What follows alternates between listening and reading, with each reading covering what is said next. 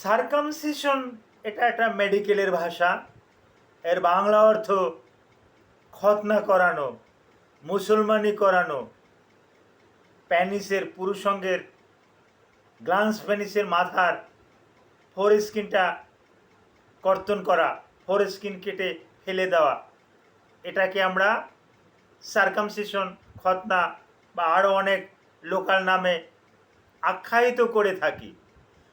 এখন এ ব্যাপারে অনেকেই আমাকে ফোন দিয়ে জানতে চায়, স্যার আমার ছেলেটার বয়স 2 বছর হয়ে গেছে, খতনাটা কি করিয়ে নেব? স্যার শুনেছি তো জন্মের পরপরই অনেক দেশে খতনাটা করিয়ে নেয়। স্যার আমার ছেলেটা তো স্কুলে চলে গেছে, ও 4-এ পড়ে, 5-এ পড়ে, ও তো অনেক বড় হয়ে গেছে, এখনও তো খতনাটা করানো হয় না। এখন কি খতনাটা করানো উত্তম হবে না আরও একটু বড় হলে করাবো? নির্দিষ্ট সময়ে কোনটি খতনা করালে জটিল জটিল কোনো সমস্যা আছে কি না, কেন এটা একটা ভয়ের বিষয়, এই ব্যাপারে একটু আলাপ আলোচনা করব। ভিডিওটা না টেনে পুরো ভিডিওটা দেখলে এই খতনা সম্পর্কে আপনি অনেক কিছু জানতে পারবেন। আসসালামু আলাইকুম রহমতুল্লাহি ওয়া বারাকাতুহু। আমি ডাক্তার মীর শহীদুল ইসলাম। আমার চেম্বার শুভেচ্ছা 255, ঐতিহ্যবাহী শেখ গার্ড সিলেট। গুগলে গিয়ে ডাক্তার মীর শহীদুল ইসলাম কথাটি লিখে সার্চ দিলে আমার সম্পর্কে আপনি যাবতীয় তথ্যাদি পেয়ে যাবেন। জি দর্শক শ্রোতা, আলোচনা করতেছিলাম সার্কামসিশন, খতনা বা পেনিসের মাথায় যে মুন্ডি থাকে, গ্লান্স পেনিস বলি, এই গ্লান্স পেনিসের এই যে চামড়াটা কর্তন করা, চামড়াটাকে কেটে ফেলে দেওয়া, এটাকেই কিন্তু এক একটা লোকাল ভাষায় এক একটা নামে পরিচিত, এক এক নামে ডাকা হয়। কিছু কিছু লোকাল ডাক আমিও জানি, কিন্তু এগুলো আমি এখানে আলোচনা করতে চাচ্ছি না। মেডিকেলের ভাষাটাই আমি আলোচনা করি এবং বই পুস্তকের যেটা ভালো বাংলা খতনা, এই খতনা নিয়েই আমি এনাফ থাকি, যথেষ্ট থাকি। এই খতনাটা বিশেষ করে মুসলিম জাতির পিতা ইব্রাহিম আলাইহিসসালামকে আল্লাহ সুবহানাহু ওয়া তাআলা আদেশ করলেন যে তুমি তোমার এই ফোর স্কিন, এই গ্লান্স পেনিসের মাথাটাকে কর্তন করো। তখন ইব্রাহিম আলাইহিসসালামের বয়স ছিল 80 বছর। এই 80 বছর বয়সে ইব্রাহিম আলাইহিসসালাম কোনো আর ডাক্তারের কাছে যান নাই, কারো সহযোগিতা নেননি। এই ইব্রাহিম আলাইহিসসালাম নিজের এই ফোর স্কিন, নিজের চামড়াটাকে, নিজের পুরুষঙ্গের নিজের পেনিসের চামড়াটা নিজেই কিন্তু কর্তন করেছিলেন আল্লাহ সুবহানাহু ওয়া তাআলার হুকুমে। কারণ ইব্রাহিম আলাইহিসসালাম কোনো পরীক্ষায় কিন্তু ফেল করেন নাই, উনি কিন্তু সাহসী ছিলেন। যাই হোক, ধর্মীয় দৃষ্টিতে আমি এখানে যাচ্ছি না। এখন এই ফোর স্কিন কর্তন করা, সার্কামসিশন করা, খতনা করা, এইটা কিন্তু শুধু মুসলমানরা যে করে তা না, এটা খ্রিস্টান ধর্মে করে, সমস্ত ইহুদিরা কিন্তু এই খতনা করে। ইদানিং হিন্দু ধর্মেও কিন্তু অনেকে কিন্তু এটাকে কিন্তু করিয়ে নিচ্ছে।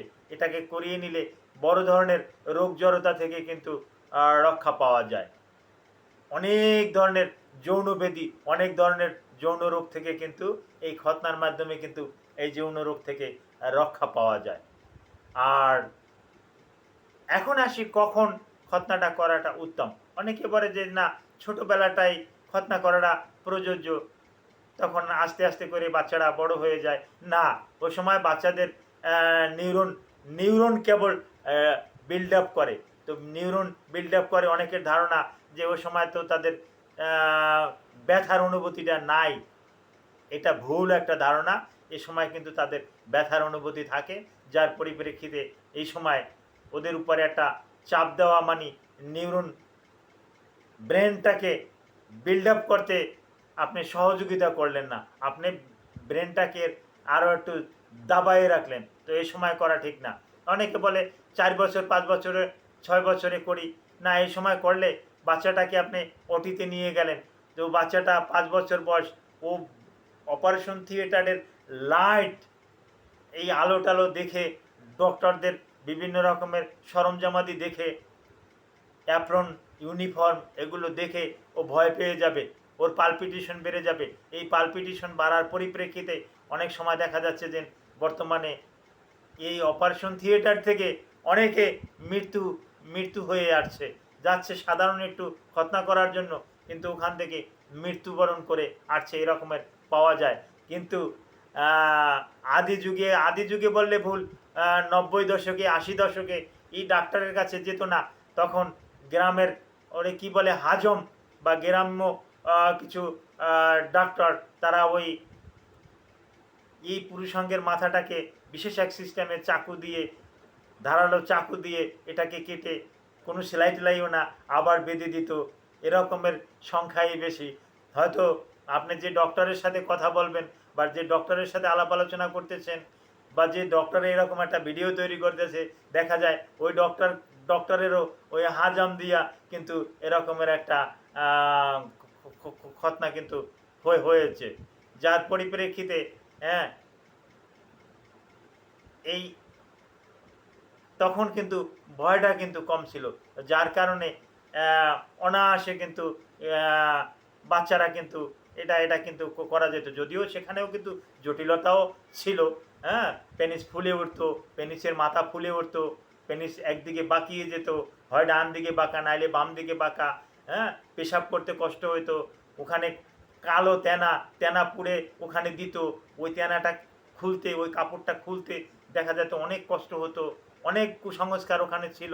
কিন্তু এখন এই কুসংস্কার নাই। কিন্তু আমি বলবো, হ্যাঁ, আমি একজন চিকিৎসক হিসাবে বলবো, আপনার বাচ্চা যখন স্কুলে যাবে, এই স্কুলে 5 বছরে, 6 বছরে, 7 বছরে যখন স্কুলে পাঠাবেন, এই স্কুলে পাঠানোর আগে ওর এই সার্কামসিশন বা খতনাটা করিয়ে নেবেন। এটাই হলো অতি উত্তম, এটাই অতি উত্তম। এই বয়সে করানোটাই অতি উত্তম। এর আগে পরে করানো যে যাবে না এমন কোনো কথা না, করানো যাবে। আর একটা গুরুত্বপূর্ণ কথা দেই, এটা যাদের করানো থাকে তাদের যৌনব্যাধি, যৌন রোগ কম হয়। কারণ এই ফোরস্কিনটা গ্ল্যান্স পেনিস বলতে যেটাকে মুন্ডি বলে, এক একটা ভাষায় এক এক রকমের বলে, মুন্ডি বলে। এই গ্ল্যান্স পেনিসটা ঢেকে থাকে ফোরস্কিনে, ঢেকে থাকলে যখন প্রতিবারে পেশাব করে তখন কিছু পেশাব ওখানে জমা হয়, যার পরিপ্রেক্ষিতে ওখানে ইনফেকশন হয়ে ইউটিআই, ইউরিনারি ট্র্যাক্ট ইনফেকশন হতে পারে।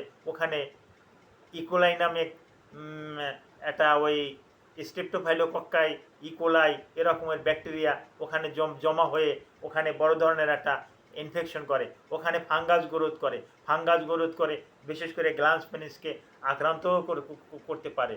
আর তারপর আসে বিশেষ করে একটু বয়স্করা যারা যৌন মেলামেশা করে, যারা স্বামী স্ত্রীর সাথে মেলামেশা করে, স্বামী স্ত্রীর সাথে মেলামেশা করলে ওই ফোরস্কিনটা দেখা যায় যে সবার উল্টে যায় না, একটু উল্টে যায়। উল্টে গেলে ওখানে দেখা যাচ্ছে যে ওই বীর্য, স্পাম, শুক্রাণু ওগুলো ওখানে থাকছে, আবার ওই ফোরস্কিনটায় ওটা ঢাকা পড়ছে, যার ফলে ওখানে একটা বীর্য ঢাকা পড়ছে, যার পরিপ্রেক্ষিতে ওখানে একটা দুর্গন্ধ, ওখানে এই দুর্গন্ধটার সৃষ্টিতে ওখানে বড় ধরনের একটা ইনফেকশন সৃষ্টি হয়। ইনফেকশন সৃষ্টি হয়ে অনেক রুগী আমার কাছে বিশেষ করে 30 বছর, 40 বছর, 45 বছরে আসে, তাদেরকে কিন্তু খতনা করে দিতে হয়। আমি এটা কিন্তু অনেকের 40-45 বছরের অনেকের এই ফোরস্কিনটা কিন্তু অপারেট করে দিয়েছি। Thank you all.